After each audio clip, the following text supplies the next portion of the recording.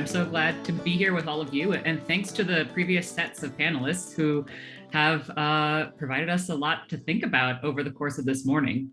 I've been lucky to be involved with the Utah State Outdoor Recreation Archive and working with Chase and Clint for a number of years. I'm a historian of the outdoor industry. So I write about the history of outdoor gear and clothing from the Civil War to the present. My book that I'm working on traces that history from buckskin all the way to Gore-Tex. And I am reliant, like all of my panelists here, on the collections at universities, at libraries, and at corporate archives to do this kind of research. And that's precisely what we'll be focusing on today with three researchers and historians whose work I admire and have made use of in my own writing and thinking. We've called our panel Beyond Return on Investment: How Historians Use Archives to Tell Stories. Now, what you've heard so far today is ways to make these collections possible, how to translate the importance of these collections in corporate settings, how to reach popular audiences with certain materials or photographs. All of these things are really important, and we're adding another piece to this story of the Outdoor Recreation Archive by looking at people who use these archives for their work on a day-to-day basis and what kinds of arguments they can make with these materials, what kinds of broader context they can bring to an old pair of boots or a catalog from 50 or 100 or 150 years ago. You're going to hear from these three historians. They're going to share a bit about their own research work, their experiences in archives, and offer some kind of ways of understanding what historians actually do when we sit down in front of a collection and why that's important, perhaps for your own collection. If you want to get the word out to a broader audience, we're often the ones to do that kind of translating. So we're going to start with Professor Phoebe Young at CU Boulder, then we'll move on to Jesse Ritner at the University of Texas, Austin, and then finally Sarah Pickman at Yale University. Each of these historians are going to briefly introduce their research and some brief experience of their archival materials, what kinds of collections they're drawing on. And then I have a number of questions that we've all prepared together that they'll walk through with all of you. So Phoebe, I invite you to start. Thank you. I'm really thrilled to be here and thrilled to learn about the Moss collection, among others, and to say that I actually only found out about the Outdoor Recreation Archive after I finished my recent book on the history of camping and sleeping outside. And so I hopefully will be able to use it to spawn maybe another project. But anyway, what I would like to share is some of my experiences in archives for the book that I recently finished called Camping Grounds, which is about the history of recreational as well as functional and political camping. And I relied on a mix of government records, particularly the National Park Service, personal papers, published guidebooks, outdoor magazines like Outing and Popular Science and Backpacker, organizational archives at places like the National Outdoor Leadership School, as well as corporate files from Scribner's to Coleman. And this allows us to use a mix of archives to get multiple perspectives and to see what's going on in different parts of the chronology. But it's kind of uneven, right? What you get in each kind of archive is different. And what I'd like to call attention to today is a particular divide between government records and personal papers, where you get kind of the backstory and the messy process of developing perspectives and negotiating releases and events. Whereas in published pieces and corporate materials, you tend to get more of the kind of finished public version, right, that gets put out, and it's harder to access the how and the why they get produced. Now, analytically, there's plenty of good ways to read and interpolate and sort of closely look at those published pieces. And I have an example here of that is from the Coleman collection. I did not get an opportunity to spend time doing research at Coleman. It was not open to researchers when I was beginning this project a dozen years ago or so, other than a small museum in Wichita and a small collection of materials at the University of Kansas. And there at Kansas, I found materials like this on the left-hand side of the slide. Company communication to stores that carried Coleman lamps and stoves. This booklet contained sample ads that they could literally cut out and send into newspapers. suggestions for promotions, how to get stories placed in local newspapers. And this allowed me to see kind of their advertising strategies, the shift from marketing for functional uses in rural households to a recreational market.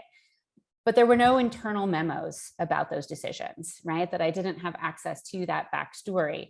It could have made it even a richer part of the book and a larger part of the book, but because there was only a small amount of material available, there was only so much I could do with it. And I think this is true. I found this in other organizations as well, that there's sort of understandable reluctance sometimes to share records, right? But it requires us to make more inferences. And I think I got them right, but I can't check it against the actual documents. Now, the other side of the spectrum is the National Archives, right? And I'm talking about the National Park Service record group, where basically the government is required to save everything, right? And there's an overwhelming volume of material. But it gives us access to those kinds of things that perhaps the government would prefer not to reveal. So for example, every park has two file categories, a file of compliment letters and a file of complaint letters. And I'm sure you can guess which one is the thicker file. And perhaps we could understand under other circumstances that maybe the government wouldn't want to expose those complaints, right? That it worry that we might expose missteps or problems, right? But what I found is that it allowed me to tell a much more complete history. And I have an example of that here on the right-hand side of a complaint letter from a citizen. Francis Archer from Santa Fe, New Mexico, wrote to the Interior Secretary Stuart Udall in 1966 about Big Bend National Park in Texas. And she starts out by saying she was a great admirer of the park system, a staunch conservationist, and a visitor to many parks. But then she goes on to express her great disappointment to see more and more building going on, and asked, why must the parks take this beautiful section and ruin it by building cabins, filling stations, and hotels? And is it not the main purpose of the national park system to keep those beautiful sections of our country unspoiled by commercialism? But then on the bottom page that you see here, she appends a PS. I forgot to say that the practice of letting the operating rights to just one oil company in a park such as Big Bend is most inconvenient for the visitor. Even though she had 8 credit cards, she didn't have a Gulf card. And so she complained she could not charge her gasoline, and being short of cash was forced to go outside the park to buy gasoline. A couple weeks later, an assistant director wrote her back with explanations of how their approach to try to accommodate visitors without overcrowding, but also to try not to place visitor facilities in places where they might intrude or change the basic values of the park, and noted that they regret that she was inconvenienced because she couldn't use her credit card. Now, reading exchanges like this over and over again in the 1950s and 1960s was extremely revealing of visitors who wanted their nature and convenient gasoline too, of a park service constantly trying to meet visitors' rising expectations and overwhelming demand, and to manage the tension between the two competing objectives of its mission, right? To conserve the scenery and to make it accessible for visitors' enjoyment. So seeing this inside exchange really added an important layer to my analysis of the expansion of camping during this era and the ways in which the kind of aggressive promotion of the parks in the 20s and the rapid construction of campgrounds in the 30s, 40s, and 50s led to this dilemma. What another slightly more self-aware visitor to Glacier National Park called in 1964 a vicious circle. So far from skewering either park visitors or the agency itself, this reviewing this high volume of this back and forth conversation allowed me to craft a picture of a federal agency struggling to meet citizens' high and growing expectations.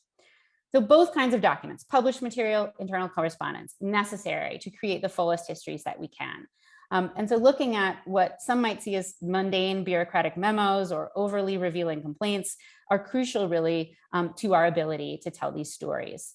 And so whether seemingly routine or maybe a little bit risky, I recommend that scholars consult multiple kinds of records and urge outdoor organizations to make as many of them available to us as they can. Thanks. Thanks so much, Phoebe. And if you already didn't see that in the chat, we have a link to an article covering the release of Phoebe's recent book. So I recommend it to everyone. I've learned a lot from it, even as someone who has spent more than a decade also with this type of material. So a really great read. Next up, we have Jesse Ritner, who's going to share also about his research and his experiences with archival material. Right. Hi, everyone. I am going to share my screen real quickly. Okay, so to start, I just want to second Rachel's endorsement of Dr. Young's book. It's great. I read it recently, and it really changed the way I'm thinking about my work. So you should all read it. So I'm gonna begin talking about resources that I used a lot more than I expected. I'm a graduate student. I was funded to do my research over the past year. Unsurprisingly, to I'm sure many of you, I had very limited access to physical archives. And so I really had to sort of change what I was using. And so anything that could be digitized was really key to me. So for a little bit of context, I write on the US ski industry. I focus really on the corporations themselves, their relationship to other outdoor technologies, so snowmaking, grooming, anything else you would see used on a ski area, and then their relationship to public lands as well. So you sort of have this, and they sort of work in a triangle in a lot of ways, with consultants in the middle. So currently, the documents I'm using are really periodicals that are digitized, they're government records, and they're oral histories. Dr. Young has already talked about government documents a little bit, so I'm not going to go into those and bore you all. Instead, I'm going to talk about oral histories and how they're used by historians, often like us. And I know from the first panel that there are some companies out there that are doing oral histories, so I'm very happy to hear that. So what do historians do with oral histories, and what don't they do? So the first example I'm going to give is an example of the ways in which oral histories are totally unreliable sources. This is an oral history I did early on with Kathy Rosen, who in full disclosure is my mom, but has been skiing in the East since the mid 1950s, so has a long experience skiing. So I was asking her specifically about snowmaking, and she swore to me that she'd never skied on artificial snow until the late 1970s or early 1980s, which was surprising to me because artificial snow is invented in 1950. So that's a long time to go. So she talked about skiing at Bristol in New York, which never opened without artificial snow. In fact, one of the founders of Bristol is also the founder of an early snowmaking company. She described Killington in the early 1970s, which had installed snowmaking in 1963, and at Vail in 1980, which had installed permanent snowmaking in 1970. So this tells us a lot about snowmaking and people's relationship to it. It's equally important that she doesn't remember or simply was unaware that what she was skiing on is artificial snow, especially because people talk so negatively about it when they're aware they're skiing on it. But if it's not visual to them, it seems from the oral histories I've done and just talking to people on chairlifts and in gondolas and whatnot, that they often think the snow is great, provided no one has put it in their mind that it is artificial. That said, oral histories can tell us other things that are really useful when thinking about how companies are formed and how they relate to industries on a larger level. So the example I'm going to give you is a way that I've found really effective to trace social networks between ski areas and the US Forest Service, which tells me a lot about who's talking to who and how decisions are being made. So this interview is in the Ski Archive at the University of Utah, which is a huge collection of oral histories and other paraphernalia from the Utah ski industry. So Zane Doyle was interviewed, who founded Brighton, which is right outside Salt Lake City.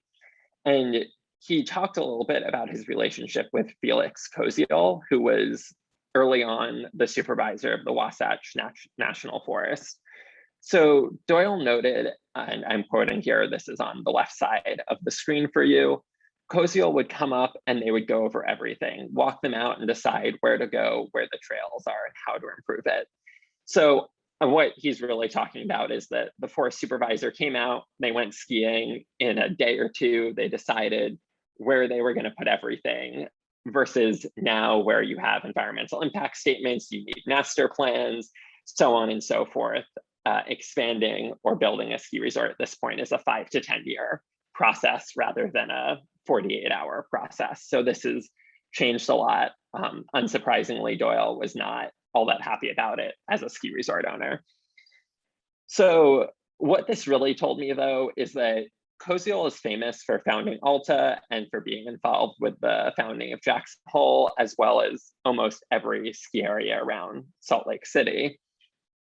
But for my purposes, later in the interview, Doyle actually talks about being at a meeting at Brighton between Koziol and Paul Hulk, who was the head of the White River National Forest for a long time in Colorado, which is incredibly important in the history of skiing. That's where Vail, Aspen, Breckenridge, Copper, all of these I-70 ski areas are that now dominate the ski industry in many ways.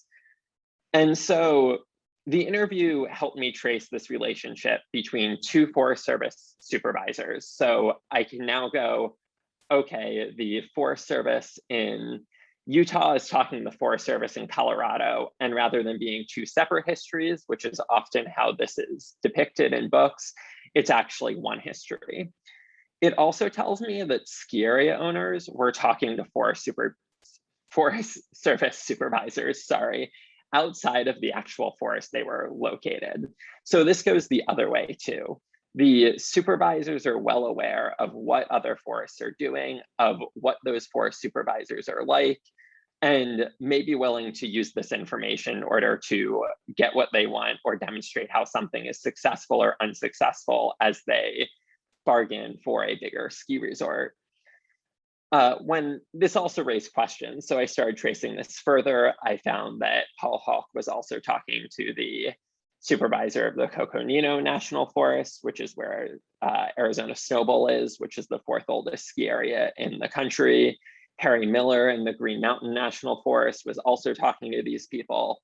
And so you really start to flesh out a national sense of the industry and the people who are involved in it, who in this case, the Forest Service members actually found a lot of these ski areas. So they really are the founders of the ski industry in some ways.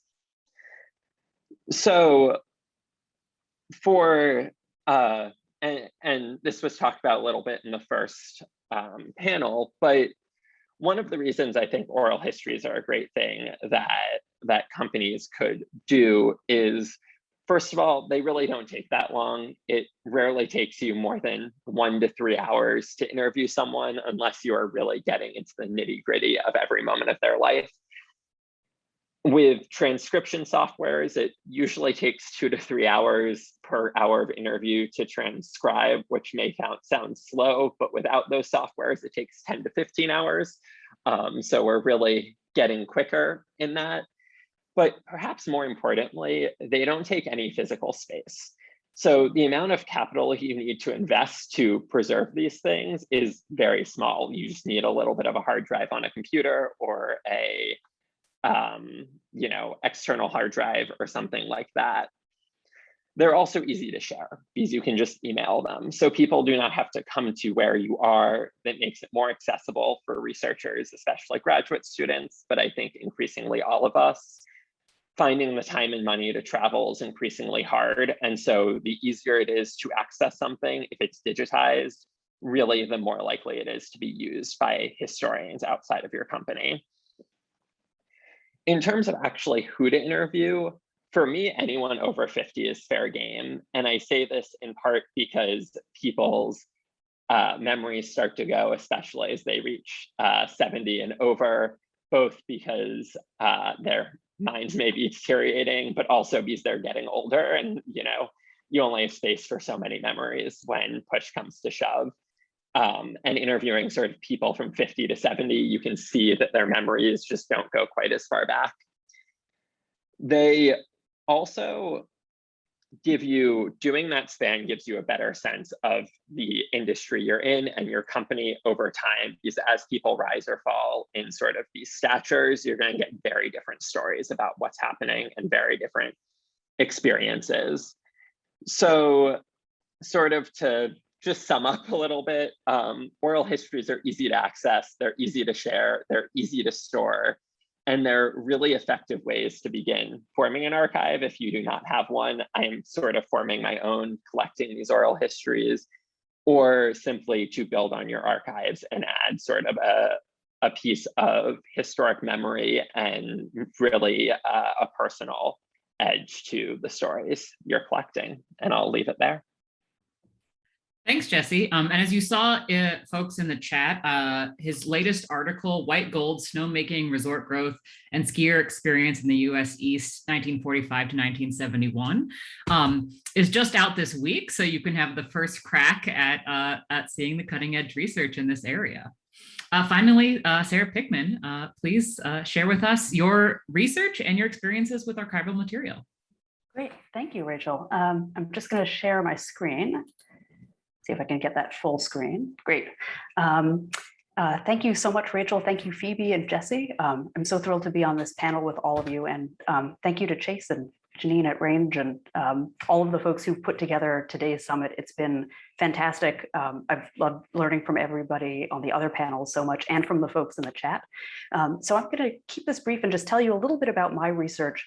And I want to build on some of the things that Phoebe and Jesse brought up in terms of the way that I've approached some of my archival research and the ways in which I've benefited from practices that certain archives have had in place that have helped me, and I think could help a lot of other researchers as well if they're things that, that you're thinking about doing with your own archives. So for my dissertation, the way that I describe it is I say that I unpack packing. And what I mean by that is I'm interested in the stuff that British and American explorers took with them on expeditions, especially expeditions to what we would think of as extreme environments during the 19th and early 20th centuries, roughly from about 1820 to 1930 or 1935.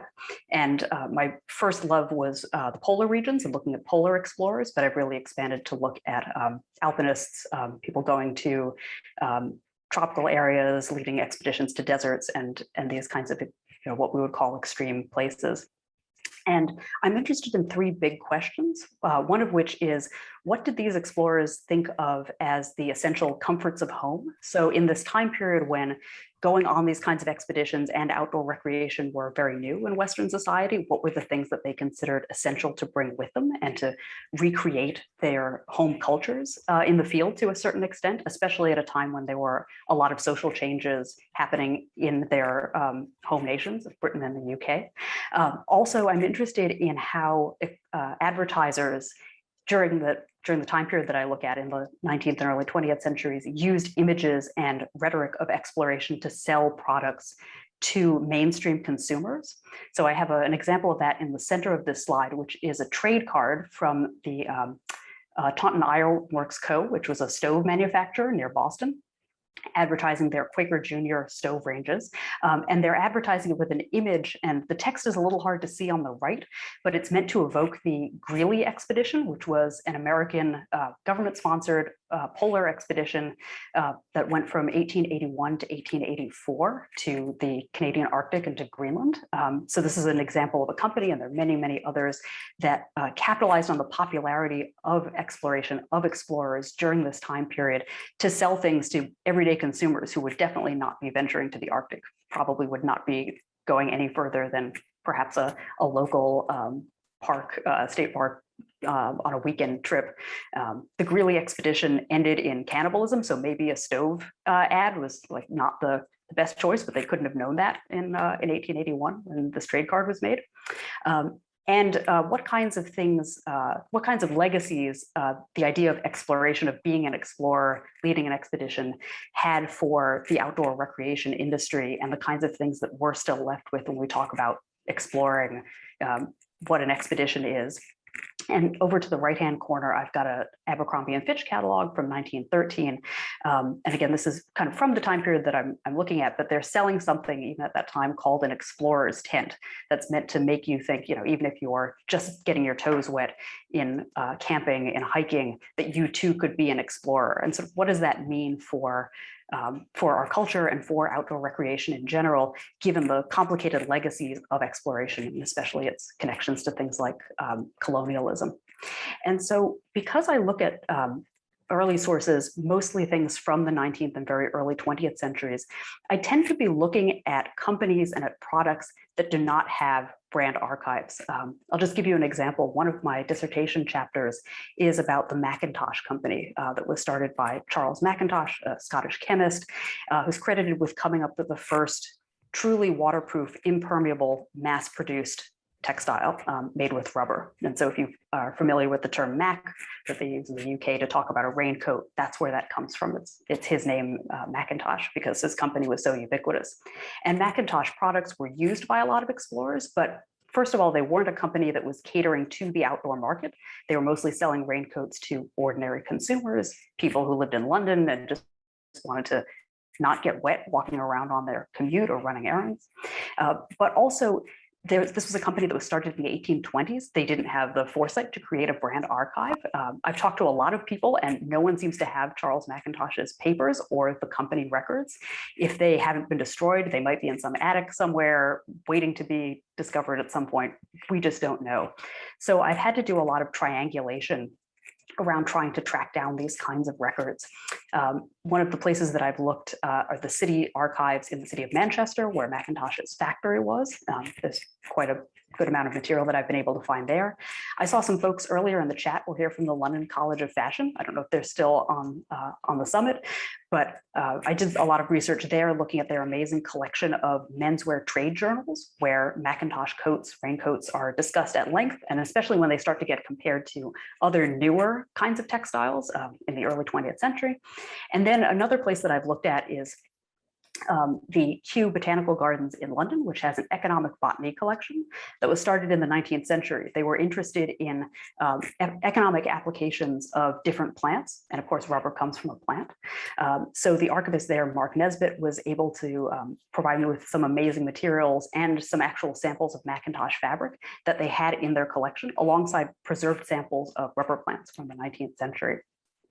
So all this is to say that sometimes, especially looking at really, really early companies and really early brands, it can be tricky to find some of these materials. They might be scattered, which is why it's so great to see really old brands like Carhartt and Levi's that do have that connection all the way back to the 19th century.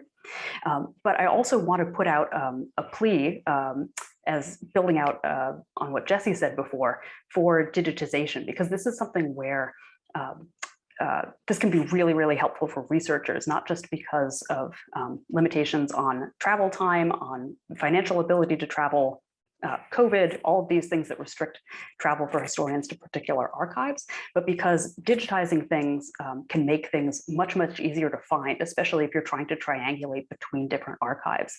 To that end, I would also add, I know that digitization projects are quite time consuming and cumbersome, and you need the money to do them. So even just to have digitized finding aids that are text searchable online is hugely, hugely helpful for researchers. Another thing that, that I would put out there is to be active on social media. I found out about the Utah State collection through Instagram, and it's been a huge and tremendously fantastic resource for me. But even something, as I mentioned, like getting in touch with the folks at the Kew Botanical Gardens to do some research on rubberized fabric, that was because I'm active on Twitter, and I just tweeted out, you know, I'm looking for examples of rubberized fabric from the 19th century. Does anybody have any in their collections? And Mark Nesbitt, fortunately, was on Twitter, saw my tweet, and we were able to connect in that way. And that's happened to me a number of times. The other thing that I would say is that it's helpful as you're thinking about your own archive and your own brand archive to make connections with other archivists. Because I can't tell you the number of times where I've talked to an archivist and said, I'm looking for this stuff, this is my project. And they've said, well, we don't really have some of that, or we've got some of that. but you might also want to talk to so-and-so at this place or that place. So to help us leverage your own professional network of other archivists and other folks who are involved with brand preservation would just be fantastic. And then my final thing, which I'll just throw out there as a sort of like, wish list or a plea to some of the archivists who are out there listening, is that if it's possible to do certain kinds of partnerships with digitization services, that can also be a great route. I've benefited tremendously from the digitization of the Royal Geographical Society collection, which was recently accomplished through a partnership with the Wiley publishing firm, and they've made a text searchable digitized collection of all of their collections.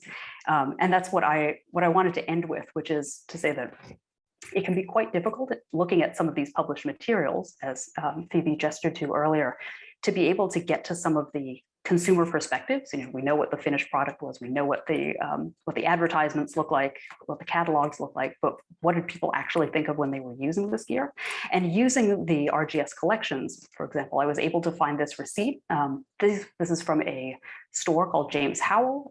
It was a drapery store or department store in Cardiff in Wales in the UK.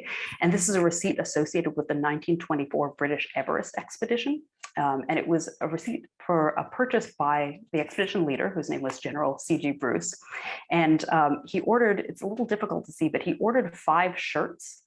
And then there's a handwritten note here on the bottom, which I've blown up here, that says, "These are absolutely necessary," which again tells me, sort of reading between the lines and being familiar with these materials, is that somewhere along the way, somebody was putting their finger down and saying, this expedition's gone over budget. Do we really need to bring all of this stuff? Why do you need to bring nice shirts from a department store, not something from an outfitter like Abercrombie or Benjamin Silver? And so he's saying, look, I really need these shirts. Somebody's going to have to pick up the tab for these if I'm going on this expedition. So those kinds of serendipitous finds are really amazing. And this was only possible because I had access to this digitized collection through my own academic library. So, so I'll stop there, and I think the 4 of us can have a conversation. Wonderful. Thank you, Sarah. Part of what I've heard highlighted from the researchers so far is that historians' professional training allows them to figure out missing stories, right? Because though we've all over the last 3 hours heard about the power of archives and the importance of them, not everything will always be there. And that's part of what historians can do. Sarah ended on with her little talk with some ideas about increasing the access of archives, or what makes them available to historians and useful. So I'd love to hear first from Phoebe, then from Jesse. You've mostly shared success stories, right? Because you've been able to translate archival collections into published research and arguments. What kinds of barriers to access did you encounter? What kinds of trouble did you have with archival collections? Why do you think it's important to increase the access and the visibility of the material that you have been looking for the last many years? Yeah, well, I alluded to this at the beginning, but so I tried when I was just first sort of working on this book, like I said, more than a dozen years ago, to get in touch with folks at Coleman. And I didn't over the last couple of years. So my information in this case is old, but they were not set up for researchers. They had donated this small amount, 7 archival boxes or 3 linear feet to Kansas, but they kind of were like, that's it, that's all we can do. And so it was disappointing, because I originally had sort of thought that Coleman would make a really interesting story and to feature in the book. And it's still in the book, it's just not as large as it would have been. Other issues, with some places that, understandably want to hold parts of an archive back, right, for privacy concerns or something, but couldn't kind of come to an agreement about, well, if you let me have access to this, I won't reveal individual names. I just want to look at the demographics, right, of this particular, population of people who are joining your organization. So that sometimes is and I both get the sort of reluctance and the risk that these sort of companies might be taking on and doing that. And trust me, I'm a professional historian. I'm going to do what I'm not going to do what I said I'm not going to do. But so that was a barrier. But then the other one is, Prior to my book coming out, I really wasn't on social media, certainly not for work purposes. Jesse, you could email me, you could interview me. I'm 50. So I'm a little bit not on haven't been on Twitter until very recently, and my publicist told me I should be. And so I think that's really interesting that this has become this new way to find out. I mean, that's literally how Chase found me and told me about the Outdoor Archive, because I wasn't on social media to find that out. And so I think social media is a really good way to make those connections. And I think that story that you told, Sarah, about Q is terrific. But I think it's also right that I think the older network of archivists, right, is one that a lot of us still rely on, especially if we're not super active or using social media for our research. I mean, as I said before, the major obstacle was the global pandemic that sort of looms large above everything in my research life at the moment. But I think that on a more direct level, there were certainly companies that were just sort of unwilling to share. I actually had one company that told everyone who had ownership stock in the company, which was pretty much anyone who had anywhere close to a senior position in the company, that they would lose their stock options if they talked to me. Before I even got to tell them what I was doing, right? So please don't do that. But the biggest issue I faced is sort of, it's two things. One is that ski resorts are just bought and sold like nobody's business. Every 5-10 years for some of these places, there's new ownership. And so when there isn't sort of something institutionalized to begin with, a lot of this stuff just gets trashed, right? So all of this stuff from the 50s and 60s and 70s, when these places were family owned, just don't seem to exist anymore. The families don't seem to have it, right?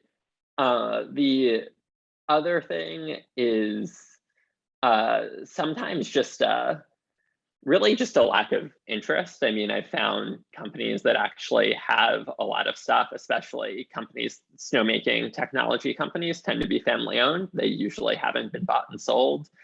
And I've sort of had these conversations where even people who've been willing to be interviewed have gone, oh yes, we have this stuff, but it's sort of too much of a hassle. So on some level, even if your stuff isn't organized, historians will almost always be willing to just search through bins, file cabinets, piles of papers and whatnot. And then the other thing is there's some trade journals. I found it very, very hard to find because they're not in archives, and they're not cost affordable to a private researcher. Places that are charging $1,500 for membership, and just keeping those can be really valuable because they not only tell us what are in those trade journals, they also let us know that companies are reading them, right? What companies are looking at, what's coming to them is often as important as what they are producing. Overall, you've heard these historians make a case for increasing access when that's possible, according to corporate goals, legal reasons, and kind of general ability financially to maintain records. And I'd love to hear the panelists talk about what we as historians can add that isn't happening with the other kinds of people we've heard from today. So in other words, people who are brand historians put on displays, share objects, write really excellent posts for the broader public about the material in their collections. What kinds of things are you adding to the work that already exists? And how would you make a case for saying, like, here's what's valuable about what I can bring if you let me into your archival collection? We'll start with Sarah and then Phoebe and Jesse. Oh, put me on the spot. I think some of these, this is maybe this is a kind of obvious answer, but there's a whole other audience. I think that without patting the four of us on the back too much, the field of the history of the outdoor industry is really, really young. It's a really burgeoning field, but it spins off in so many different directions. There are so many different researchers, as well as not just people who are in graduate school or are established faculty, but undergraduate students, master's students, who even the students at Utah State who are product designers themselves, who are really interested in this history and want to be able to dig into it, and who are connected to so many different scholarly communities. I mean, the four of us come from different backgrounds: history of science, museum studies, material culture studies. My undergrad degree was in anthropology, and lots of people. We found other intersections: business history, just on and on and on. Other scholarly colleagues who were interested in our work, and who, to be honest, maybe at the beginning, some of them were like, "Oh, the outdoor industry, like, I've got a dissertation chapter on chocolate," and I've gotten, kind of dismissive remarks as like, "Why do you care what, explorers ate, what brand of chocolate they ate? Like, what does that have to do with anything?" But once you start saying, actually, these things have really, really interesting and really important connections to, to American history, to world history, to commodities, to histories of industry and business, like, oh yeah, actually, this is really important.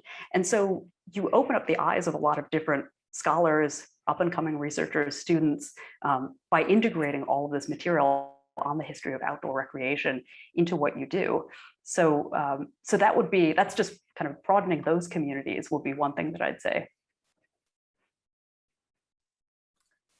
And I would sort of build on that. I think absolutely to think about, students, not just sort of, us sort of growing, but still small cadre of professional scholars, but that we do reach a lot of students who are in many different fields and are interested. And one of the things that, a lot of public agencies do that could be helpful if you're, putting on an online exhibit that has been curated already so that we can see the kind of your final product, but to have a teacher's guide or a scholar's guide with it that either allows us to use that with our students, right, but also gives us a little bit of the kind of citation information and the background story of like, is this one example that you have, or is this a sample of 27 other things that are like this particular advertisement, right? So that we have a sense of a little bit of where this is coming from, how to contextualize it, both for our students and if it's something we might be interested in following up on and adding to our own research.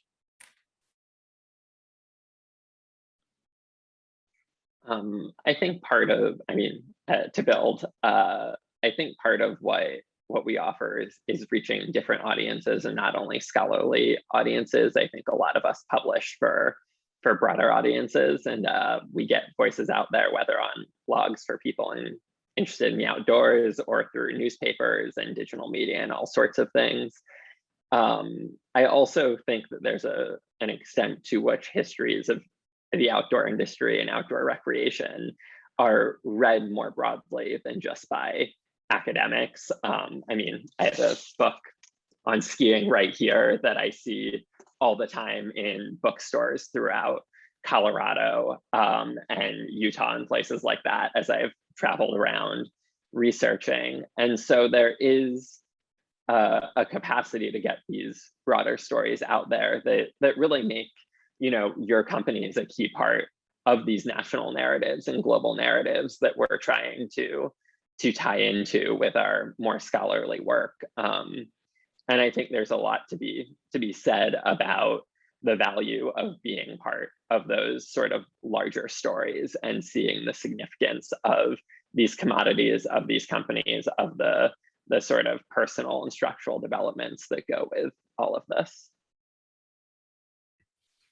Yeah, and I'll just echo one of the points that you just heard, which is that there are other historians who teach classes on outdoor recreation, the outdoor industry, the history of wilderness and public lands, all of whom use this type of work. And the more resources they have, often through the work of historians who are sharing and interpreting primary sources and putting them in a broader context, the richer those classes are, but also the more the stories about these individual companies get out there. So for instance, at large state universities like Colorado State, small liberal arts colleges like Bowdoin College, there are environmental historians who are sharing these kinds of works, there's no clear, obvious return on investment immediately to have a 20-year-old, 19-year-old undergraduate student reading about old advertisements from your company's past. But often that is the starting point for them to start thinking more deeply about what does it mean to be an authentic consumer in the outdoors?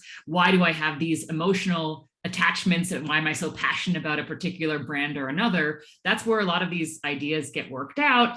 And I think the broader the range of stories we can include there through our own research and writing, the richer the education will be for this next generation of students. And I'll just highlight one other thing that we heard earlier in the day, which is that though many might immediately assume that the history of the outdoor industry dates to the 1970s and the boom of that era, all of the historians you just heard from reach back much further in their research and published writing. And so if you're trying to understand, okay, we know something about the last 30 or 50 years, but we don't understand where that comes from, these are the people who you want to turn to understand that work, dating back to the 19th century. I think we will finish up with either one other cool document or a great archival experience that each of you have had that helped inspire some of the work that you're doing. So what's a cool thing that you found or a good time that you had visiting a new archive? Phoebe, Sarah, and then Jesse. Okay, now I'm on the spot. Well, I already gave you some of my good stories. Francis Archer's complaint letters is definitely one of my favorites on that level. But I will say there was one, speaking of the sort of early stuff, a lot of the 19th century history of outdoor recreation, right, locates it in this, wilderness craze, John Muir, kind of late 19th century, H.H. Murray, kind of discovering the wilderness moment. But I really kind of had this hunch that there was some closer tied to the Civil War, other than it was just after the Civil War. And so I sort of went around looking for published guidebooks by Civil War veterans to see, like, is there somebody out there? And so I actually can't remember entirely how I came across John Meade Gould's How to Camp Out from 1877. But in any case, when I remember sitting alone in my little study, and when I was looking at it and then being able to look up his Civil War record online and connecting it to this guidebook I was literally holding in my hand from interlibrary loan, this sort of old book from the 19th century, was definitely one of those moments that us nerdly historians have, where like, I had this hunch and here it is, physically right in front of me.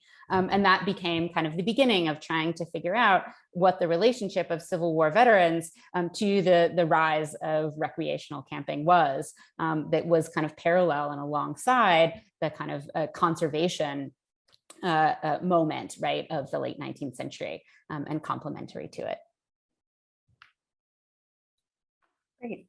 I have two quick ones. One which hasn't happened yet, but I'm excited for it to happen. So the first thing was very early on in this research, I started getting interested in this topic as a master's student. And as I alluded to with the RGS collection, a lot of my research has been at exploratory and geographic societies that sponsored expeditions. And I went to the Explorers Club in New York City and was digging through their archives. I was looking for things related to Robert Peary and American Arctic exploration in the early 19th century. And then with about 15 minutes left to go in the day, the curator and archivist said to me, I think we have Robert Hansen's Mittens. Hansen was Peary's second in command, for those who aren't familiar, and he was really, in a lot of ways, the brains of Peary's Arctic exploration in ways that take too long to go into. But I said, you have his mittens? And she said, yeah, we've got these fur mittens from one of his expeditions. They're just in a closet. I'll just go get them. And so there's this amazing, what is just this mind-blowing artifact worn by somebody that I've written about that encompasses this sort of all these cross-cultural phenomena that I'm trying to write about, Inuit clothing being worn by polar explorers coming from the United States. And they're just sitting in a shoebox, they've since been conserved, but they were just there, and she just brought them out and had me hold them, which was amazing. And then the quick thing that hasn't happened, but I'm excited in October to go to the Huntington Library in LA and look at a copy of a book called The Art of Travel, which is a classic expedition guidebook, published from revised from the 1850s to 1870s. And I found, again, through talking to archivists at other places, that the Huntington has a copy that not only is an original, but it's been annotated by another explorer. So it was written by Sir Francis Galton, canonical British explorer, and edited and annotated and criticized by one of his colleagues, Richard Burton, in the margins. So I'm sure that my mind is going to be blown when I look at that. So I'm going to mention that as well.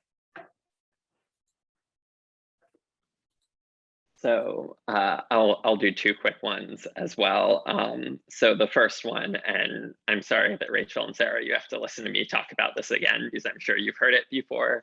But early on in my research, I sort of reached out to the head of the Museum of Skiing in New England and just was like, can you send me anything you have about snowmaking? And one of the things he sent was just this image of a Mohawk mountain in Connecticut with a wood chipper and people just throwing ice in the back of a wood chipper and somebody holding a massive hose and just spraying it over the mountain. And there's just these huge blocks of ice in the foreground and people skiing under it. I mean, it must have been awful. They were just being hit in the face by chunks of ice. And there was just something really beautiful about that. And then the second one was actually this summer, weirdly enough, in Kansas City, which has a lot of Forest Service documents on skiing in the Southwest. But there was this report on sort of who's skiing and how to get more people skiing. And there's an entire page dedicated to they call it the ski cycle, and to a graphic imaging of this with cartoons. So there was like a little baby, and then you had like a little kid skiing and an older person in like cool goggles and stuff flying down. And I just was staring at this with the archivist there, and we just couldn't fathom who, for this report that said that, you know, young people ski more than older people, went to the trouble of making this entire cartooned graphic in order to communicate this. All right. Well, thanks to all three of you.